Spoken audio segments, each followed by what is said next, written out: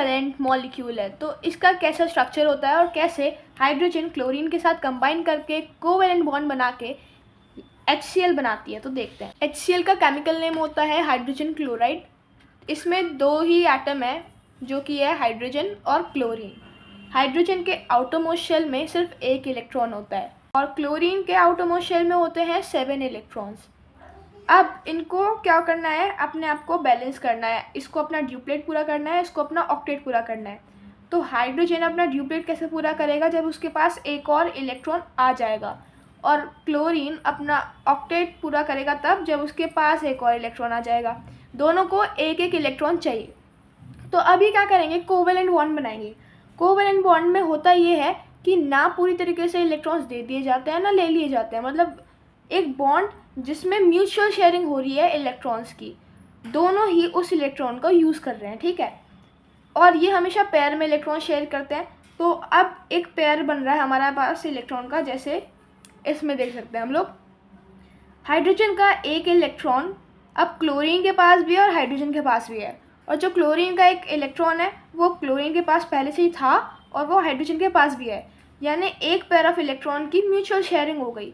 ये होता है सिंगल कोवेलेंट बॉन्ड, ठीक है।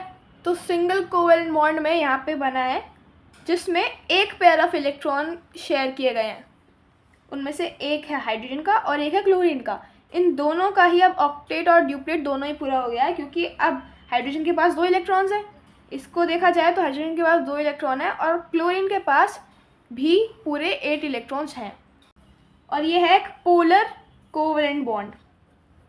अब पोलर क्या होता है, जब जो म्यूचुअल शेयर्ड इलेक्ट्रॉन्स हैं वो दोनों ही न्यूक्लियस से अगर इक्वी डिस्टेंस पे है, यानी ये जो इलेक्ट्रॉन्स हैं ये क्लोरीन के न्यूक्लियस से उतने ही डिस्टेंस पे हों जितने कि वो हाइड्रोजन के न्यूक्लियस से हैं। अगर ऐसा नहीं होता तो वो पोलर होते हैं, अगर ऐसा होता है तो वो नॉन पोलर होते हैं। यहाँ पे इनका डिस्टेंस डिफरेंट है, ये हाइड्रोजन के ज़्यादा पास है, यानी सेम फोर्स से इनको नहीं खींचा जा रहा। तो यह है एक पोलर कोवेलेंट बॉन्ड। हम इसको लुईस सिंबल से भी लिख सकते हैं। कैसे लिखेंगे, हाइड्रोजन के पास आउटरमोस्ट शेल में एक इलेक्ट्रॉन, लुईस सिंबल में सिर्फ आउटरमोस्ट शेल के लिखते हैं, ठीक है। और Cl में थे 7 इलेक्ट्रॉन्स, तो 7 इलेक्ट्रॉन्स बना लेंगे हम लोग।